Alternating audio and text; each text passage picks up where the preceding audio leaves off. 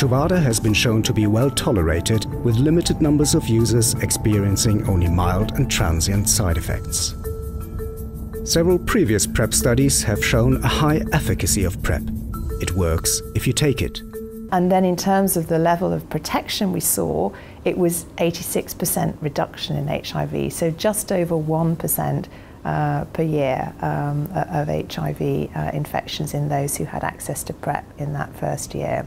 Now, it wasn't 100%. We did see 3 infections in the immediate group who had access to PrEP.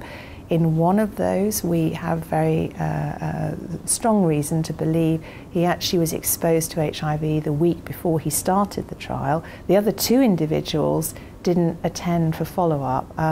One person not at all after his baseline prescription, so he took that away, and then he presented to another clinic 14 months later and was diagnosed with HIV. The circumstances suggest he was not taking his PrEP at the time he caught HIV.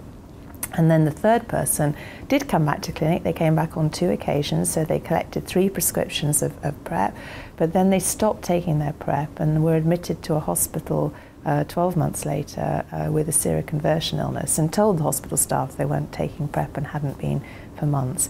And if you compare those 3 infections, in terms of absolute numbers, 3 infections in the PrEP group, there were 19 infections in the no PrEP over the same sort of time period.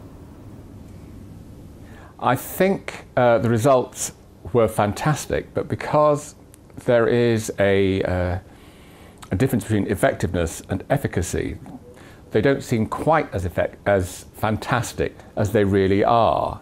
Because I had one friend who, when he saw the results, rang me up rather worried, saying, "Oh, it's only 86% effective. Don't you realise you could still get HIV?" And I said, okay, then I tried to explain to him the difference, that they arrived at that figure of 86% because of the 3 people who did contract HIV in the group that were taking it from the very beginning.